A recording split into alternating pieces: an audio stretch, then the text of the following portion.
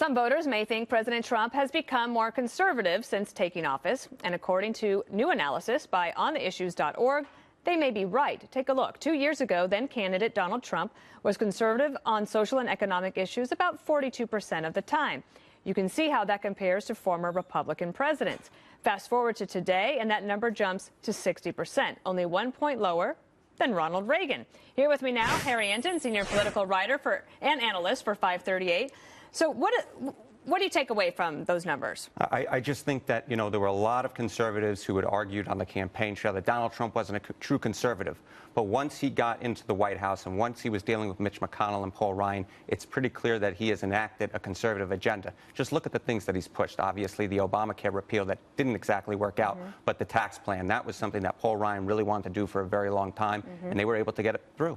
And do you think that Steve Bannon leaving the White House in August and now this seemingly permanent severing would encourage more conservatism because now President Trump is looking to McConnell and Ryan to help him put through an agenda? Sure, absolutely. I mean, Steve Bannon was this more populist style of conservatism if he really was conservative But is that risky at all for President Trump? I think it is a little bit risky, right? Because Donald Trump was able to get into the White House, in part, in my belief, because he was seen as more moderate than Hillary Clinton was on the issues. And now, all of a sudden, you're going into a midterm election in which Democrats are doing very well on the congressional generic ballot. And if Donald Trump is seen as just this regular old conservative in Washington, it might not work out so well for his party. We had news in Florida that Representative Desantis is going to resign from his seat and retire from his seat and run for governor of Florida. Is that going to be a big battle down there in Florida? Oh, I think it's going to be a tremendous battle. I mean, you obviously have Adam Putnam, who's a big name down there, who's running as well. The polling indicates a very tight race, though we do see Putnam falling behind once Donald Trump issued his endorsement in the race for Desantis.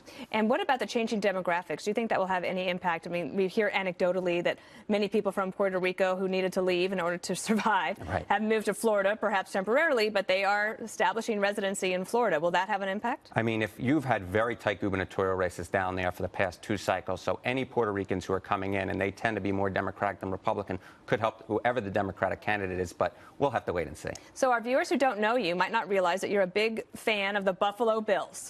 I think big is an understatement. Are you the biggest fan? I don't know if I'm the biggest fan. There are a lot of people who do some crazy stuff there. Oh, yeah. I'm not about jumping in fires. Okay, so how long have you been in the desert in terms of not getting to the playoffs? Let's just put it this way. I'm nearing my 30th birthday. They haven't been in the playoffs since before my bar mitzvah, and that's when you turn 13. So I was in elementary school the last time that happened. This, right now, what we're seeing on video, was the biggest moment for any Bills fan for a very long time. And you're a numbers guy. Yeah. What do the numbers tell you about what could happen on Sunday at 1 o'clock? Well, I think that any numbers you look at suggest that the Bills are a slight underdog, at least. But you know what? They were an underdog going into last week to make the playoffs. So I say, let's go get them. Let's defy the numbers. Let's win. And do you have a pregame, setup that you do for yourself? Like, do you like to watch with friends, or are you solo? I solo. I want to watch the Bills alone. I want to be together, and then I go on Twitter and tweet a few of my thoughts. Usually they're negative, but this year, positive. All right. Well, you and Super Mexican and Jen Williams, our producer, are the 3 biggest Bills fans I know. So I wish you luck. Thank you. And also for Jacksonville,